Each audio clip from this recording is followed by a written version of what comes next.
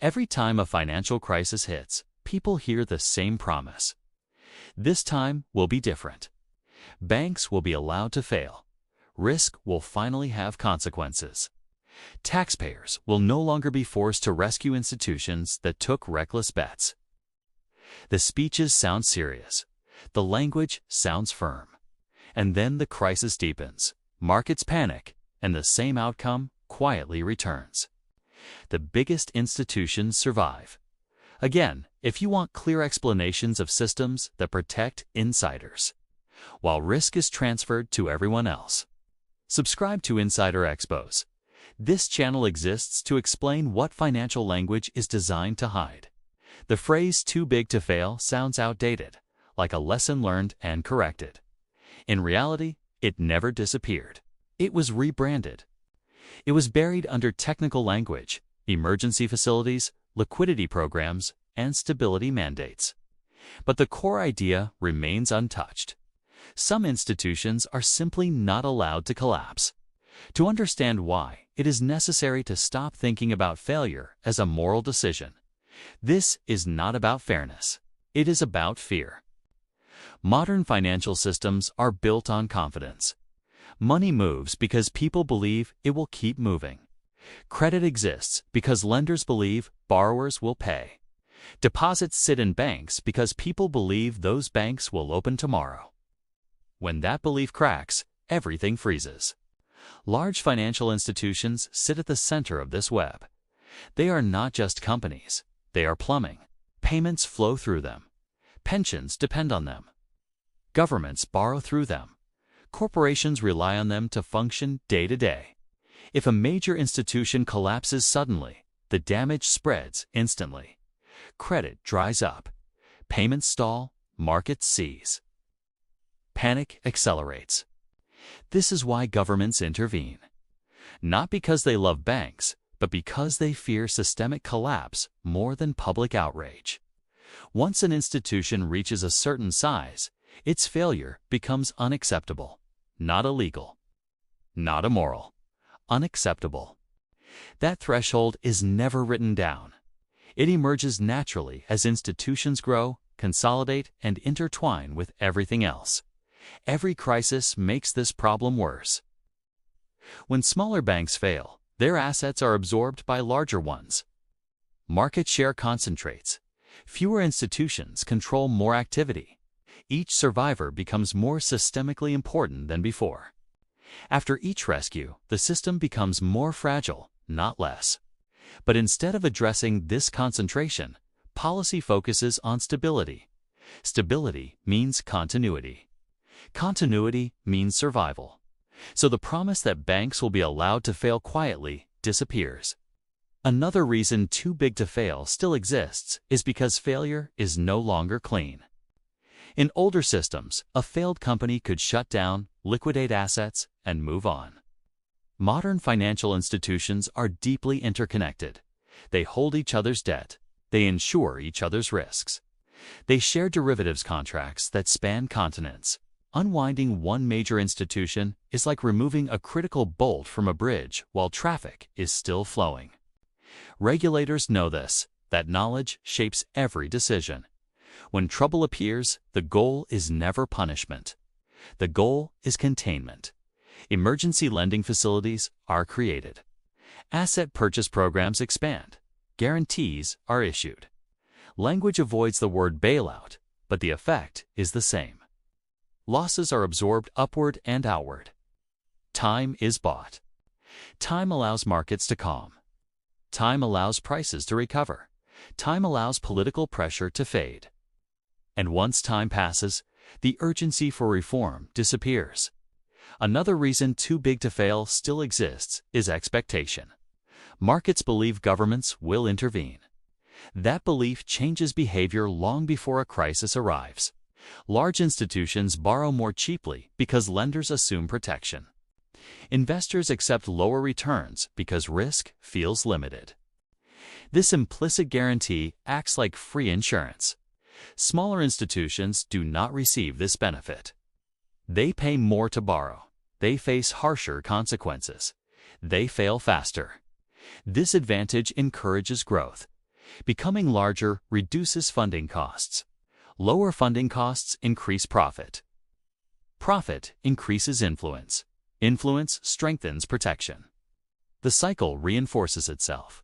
Regulation was supposed to solve this problem. It did not.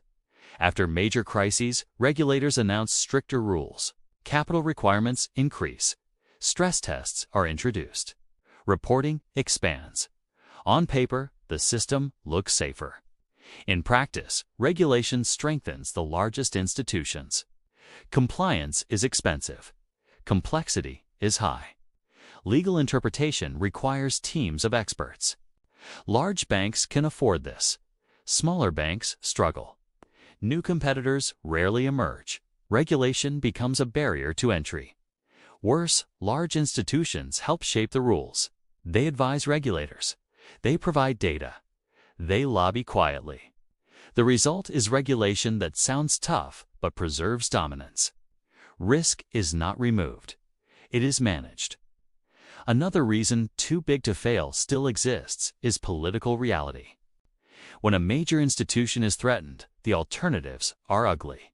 Allow collapse and risk economic catastrophe, or intervene and face public anger. Politicians choose survival every time. Public outrage fades. Economic collapse does not. This choice becomes easier when bailouts are framed as protecting workers, savers, and retirees rather than executives. The institution becomes the victim. Rescue becomes responsibility. Language does the work. Executives rarely face personal consequences.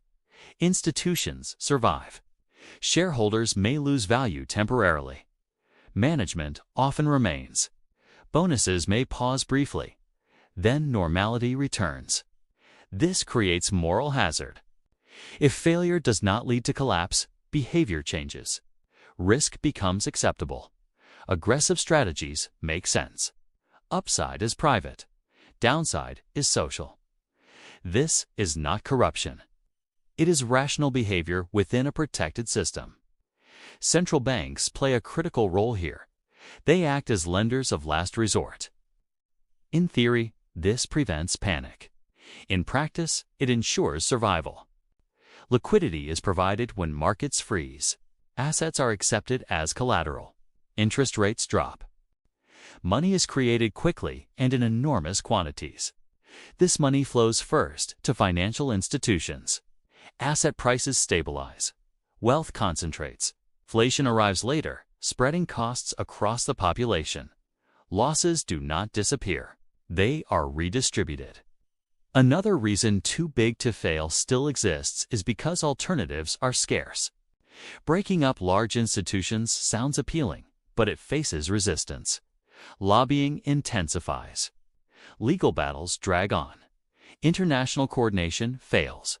Financial systems are global. Regulation is national. Fragmentation increases risk. Concentration persists. Meanwhile, consumers continue to rely on the same institutions. Payments, mortgages, savings, retirement, convenience reinforces dominance. The system locks itself in. Crises reveal this truth clearly. During downturns, ordinary people experience immediate consequences.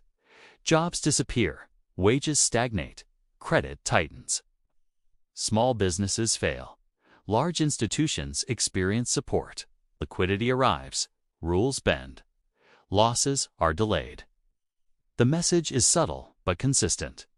Stability at the top matters more than discipline.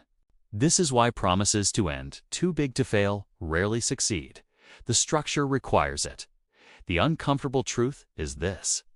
Too big to fail exists because modern economies are built around a small number of critical institutions. Removing them would expose how fragile the system really is. So instead of redesigning the system, leaders preserve it. Over time, this normalizes rescue. It becomes expected. It becomes priced in. It becomes invisible. People stop asking why bailouts happen and start arguing about how they should happen. That shift marks acceptance. Too big to fail is no longer an exception. It is policy without the name. And until financial systems are redesigned to allow failure without collapse, this reality will not change. If this changed how you see crises, bailouts, and financial stability, subscribe to Insider Expos. Every episode breaks down how systems quietly protect insiders while presenting survival as necessity. Because the most dangerous belief is not that some institutions are too big to fail. The most dangerous belief is that this outcome was ever accidental.